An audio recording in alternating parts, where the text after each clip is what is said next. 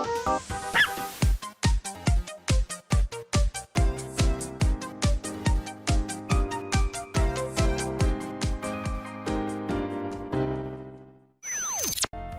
everyone, welcome back to another episode of Last Window, The Secret of Cape West. Thanks for tuning in. Last time we had some really heavy things happen. We approached Marie about the, sunglasses and hat getup and confirmed that it's her. She's being blackmailed. She went over how her husband and brother were involved with Nile/Condor, which are one and the same as Rex has revealed, and it's just all kinds of things are going on. So here we go. Let's pursue things further. The real crooks? Yeah, they didn't think Nile was operating by itself, did you? So in combination with the LAPD, I'm guessing. Make no mistake, if Nile continues to have the power and influence it does, it's only because there are so many people who use Nile to further their goals.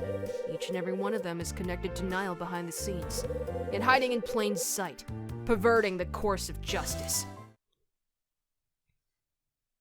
He's gonna spill. Hide. I haven't forgotten when you compared me to an annoying fly, You kind of are, though.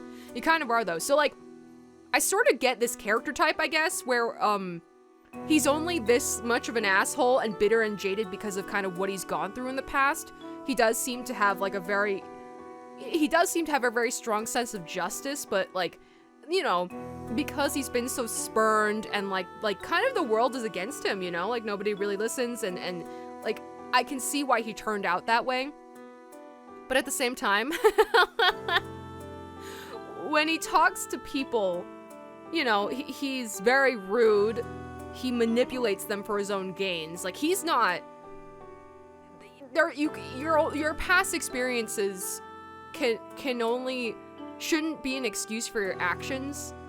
Okay, I'm not gonna get too deep into this, but it's just sometimes when you have a really hard time in your past experiences, you can't use that as an I know I'm repeating myself, but I'm just sort of rephrasing it. You can't use that as an excuse for your own present actions.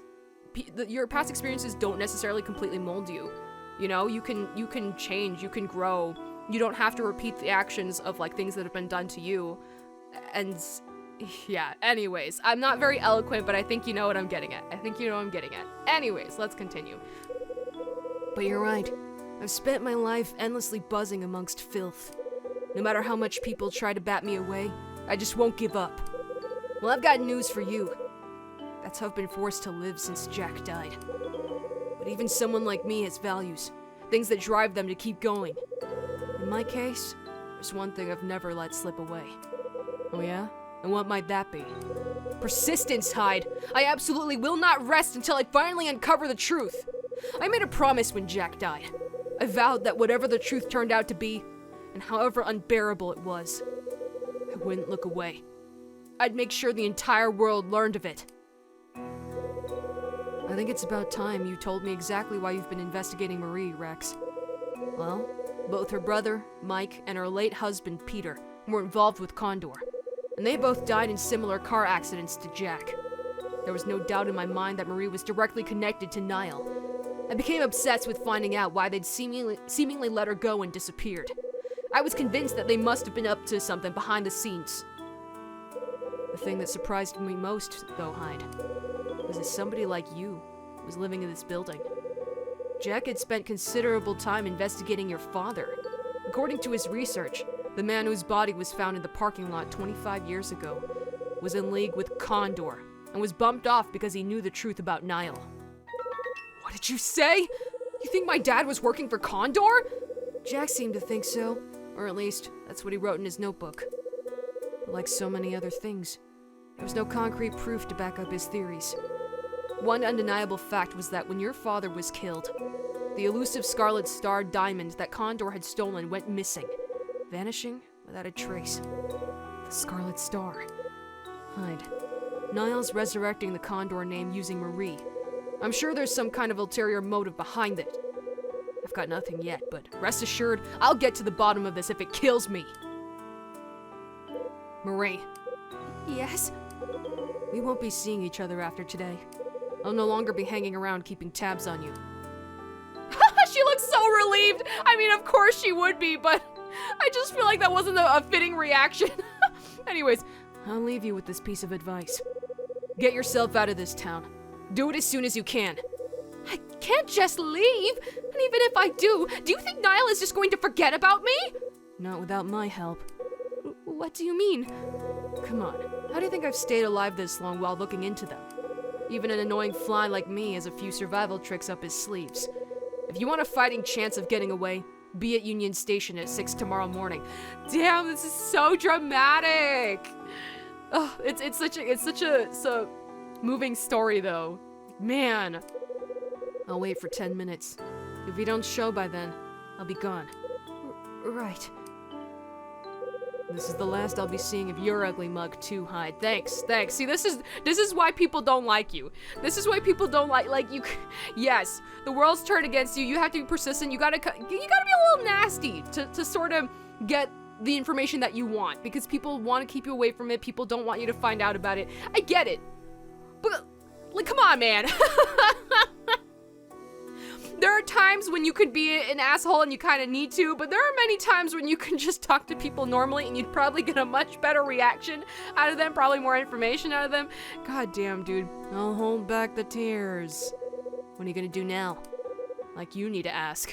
I'll find something to keep me occupied around here. Trust me. Always the joker.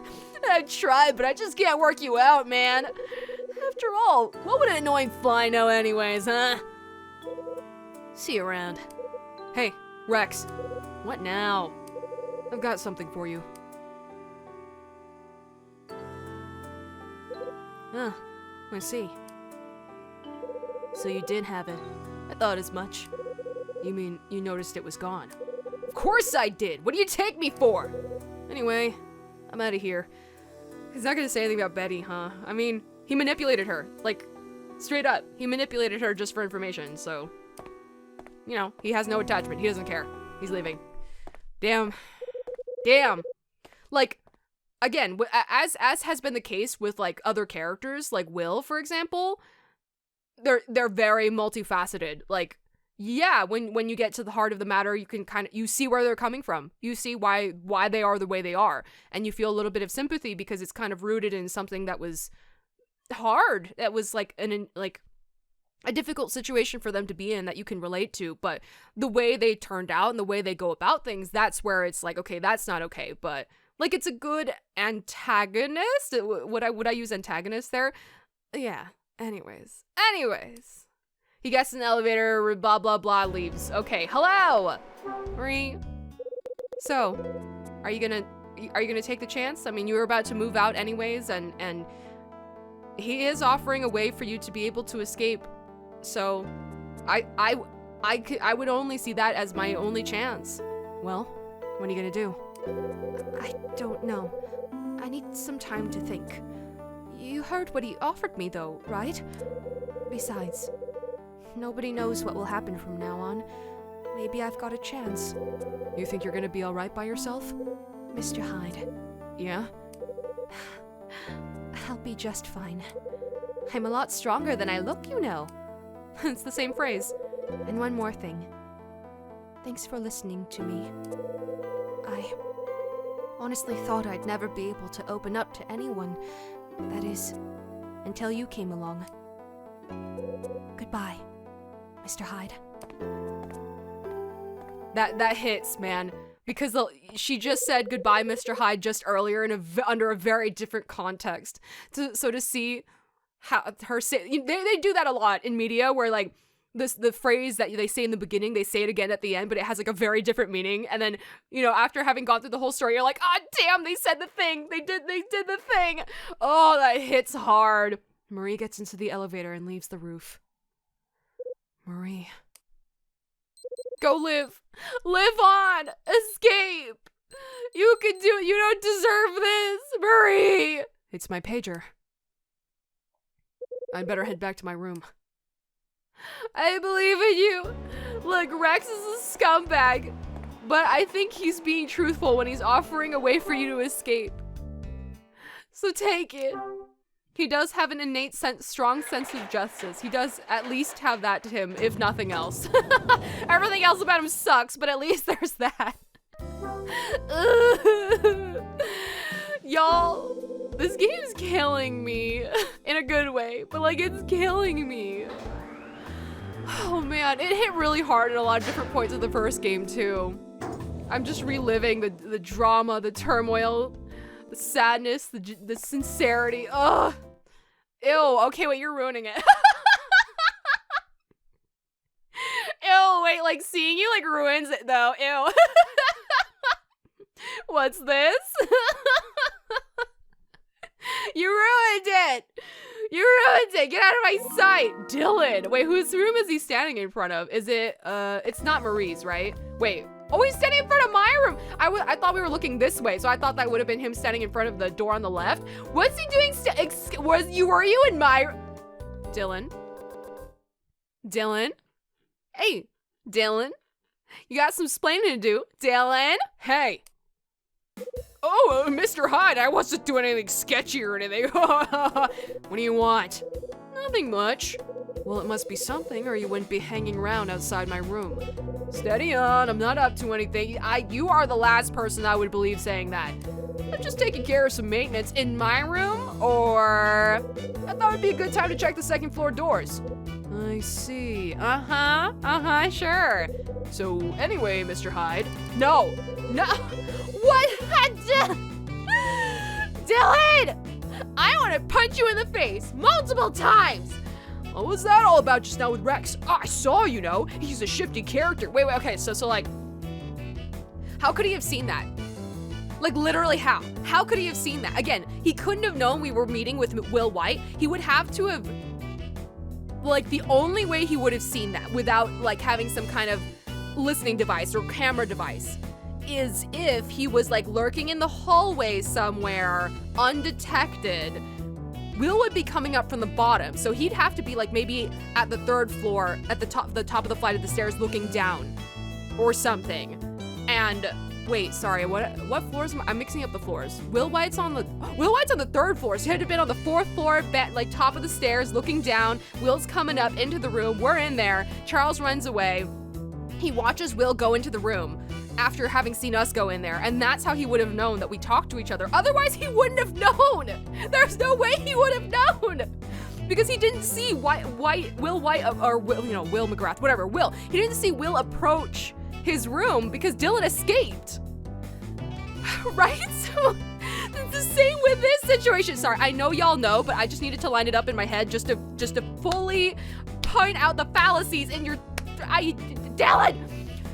He's a shifty character. I saw him head up to the roof in the elevator, and then you saw me head up to the roof in the elevator. Where were you? Where was he? Where were you to see all this? Yeah? What else did you see? What did he want up there? You know, stuff. But do you know what he did before he was heading up to the roof? I do. He took a trip to room 206, Marie's place, that's what. Don't you think it's a little strange? In my opinion, they're into something together. So he caught Rex going in to Marie's room, but he didn't see me? Was that when I was in there? Did he not see me the whole time? I was in there. Unless he's saying like when we ran out to chase after Marie to go to the rooftop, we didn't see Rex at the time, we didn't. We did go back to Marie's room to get the evidence and then go back. So is it that like in the span of time where I was up talking to Marie, he was in the room or something? I don't know. I've got better things to do than listen to your crap, Dylan. I couldn't care less what Rex wanted up there on the roof. Are you sure about that? I'm pretty sure you're actually quite interested. Yeah? And when did you become a psychologist? I'm sure because you were up there too until just now. See, like, and he omits things all the time because he tries to goad information out of people, and that's just like the grossest thing. Like, ew. How could I possibly believe you're not interested after seeing that? Look, Dylan, I just want to know.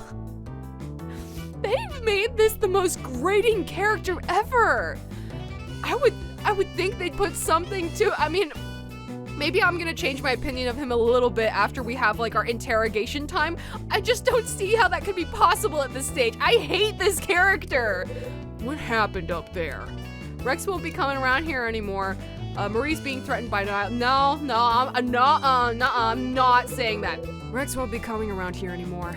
That's what he said right before he left. Really? You're right about me being up there too. He and I were putting the record straight. That's when he told me that he won't be showing his face around here again. Does that mean he got what he came for? I guess it does. Wasn't he looking into the insurance policy Marie's late husband set up? I don't want to talk to you anymore. Get out of my face. That's right, isn't it? Did he prove that she was trying to get away with fraud? No, he didn't. No, he didn't. And you know why? Because she wasn't involved in any fraud to begin with. Oh, okay then. She'll get the money just like she deserves. I see. Lurches off. Dylan finishes talking and lurches off. Just like my stomach is lurching right now after talking to you. I hate you. Get out. Ugh. The guy makes me so upset. I hate that character. How are they possibly going to redeem him? There must, like, they always have, like, every character has some kind of secret or some kind of thing, so the heart of the matter, like, you know, some kind of motive, some kind of sense of justice and morality. They have something to their core that makes them, like, understandable, not necessarily likable, but you understand, you sympathize. I don't feel anything for that guy except hatred. Trying to give Rachel a call. Rachel, soothe my heart. Soothe my heart after that horrible conversation I just had. Red Crown, how may I help you? It's me, what's up? I'm still hysterical, I can't voice them normally. Okay, Ed wants to speak to you. Can't wait. I'll hand you over. Thank you, Rachel. What's up, Ed? Hi, it's me. I've got some news courtesy of an old friend of mine at the LAPD. What's up? It's about the possibility of Condor having made a return to the scene. Sources within the LAPD seem to think that this is a warning in response to mayoral candidate Hugh Speck's planned campaign against organized crime. Okay, but he's the one who's organizing the crime, huh? Warning? Yes, a blatant warning made by Nile. It's their way of saying that if the police choose to strike against them, they got their own counterstrike ready to be deployed. Hang on, why would Nile use the resurrection of Condor as a retaliation against the LAPD? It doesn't add up. An old friend of mine on the force once let slip that with regards to Nile, something the LAPD aren't letting on, and it concerns Condor. Whatever it is, they certainly don't want it made public. Ed, do you think there's any way you can get more information on that? More? I suppose if there's any more to be had, it might be possible. I've been unearthing some facts of my own, too. You have you? Listen, Ed. There was a guy 13 years ago who thought he discovered a link between Nile and Condor. He wound up dead, but a friend of his told me my dad may have been somehow involved. Okay, I'll see what I can do. Perhaps if I extend the net to include what Frank Rava was doing, we might get lucky. It'll be helpful. Thanks. They never say bye to each other. They never say bye, they just hang up. Oh man, thanks Ed, thanks Rachel. Condor, Nile, and now the LAPD. 25 years ago, the Scarlet Star disappeared at the same time my dad died. The hell's connecting all these things? It's you. You're the connection. Okay, so it's not 4 o'clock yet. We don't have to talk to Mags yet. So what's our plan now after all that crazy stuff went down? What's the plan now? I don't know. I guess he'll stop me and let me know. Yeah, like now. That was fast. If it's Dylan, I'm literally gonna kill you. Who's that? If it's Dylan, I'll literally kill you. Get out of my sight.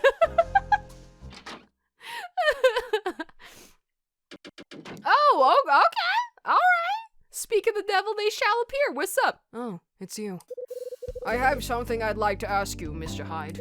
Yeah? What is it? I just heard something. I just heard something from Dylan. Dylan! I'm gonna go feral on that guy, I swear to God. He told me that you, Rex, and Marie from room 206 had a little gathering on the roof. Why? Why did he tell you? Is he going around telling everybody? Why did he open his big fat mouth? Why? Not long ago either. Was he right? What if we did? I don't see that it's got anything to do with you. I thought I made it clear when we last spoke. You were supposed to keep your nose out of these things. I thought we'd reached an agreement that you would no longer interfere. I distinctly remember telling you to avoid contact with the people in that picture. Well, I distinctly remember not agreeing to go along with anything you said, so ha! Right, you did say something like that. But I don't remember us coming to any kind of agreement over what I'd do. Oh, you don't, do you? Don't let your desire for truth come between me and my investigation, Mr. Hyde. Look, I'm not out to get in your way, alright? It's not like I woke up and decided, better chat with Rex and Marie on the roof. And what was your reason for talking to them? Sorry to be the one to break this to you, Frank, but we've got a similar agenda. We both need to find something out before leaving this dump. I beg your pardon! I just happened to have a few questions I needed to ask them, so I went ahead and did it. Simple as that. You had questions for them. Would you care to tell me what you asked and why? Listen, Frank, you really want to know what we talked about up there? Naturally, that's why I'm asking. Well, as it happens, I have some questions for you first. You and Dylan seem very keen to find out what we talked about up there. Why is that? That's because... Also, I'd like you to know that I've been looking into you too, Frank. You have? Not only you, either. I've done some research on Kathy McGrath's murder that happened here 13 years ago. And last but not least, I've been looking into the elusive Condor. So that's how it is. And what, may I ask, have you found out? Pretty much everything you know. I seriously doubt that, Mr. Hyde. There's no way you've been able to obtain the same level of information as me. I think it's about time you stopped exaggerating. I'm aware of the fact you were a detective, and you made your way here from Manhattan. But I was on the LAPD when the incident occurred, and I've been investigating ever since. There's no way on earth you could be more informed than I am, Mr. Hyde. That's right, you keep telling yourself that, old man. How many times do I have to teach you this lesson, old man? Actually, I know quite a lot about the incident, and about your past to boot. And let's see just what you think you know, shall we? Tell me what you know about me. Alright, we're gonna go ahead and have an amount of intelligence fight off, amount of knowledge we have fight off with this guy in the next episode. God, what is wrong with everyone? I'm pissed. I'm pissed with Dylan. I hate that guy. Anyways, let's talk to Frank Raver and show him just how much of a big smart boy we are in the next episode. This is Axis, over and out.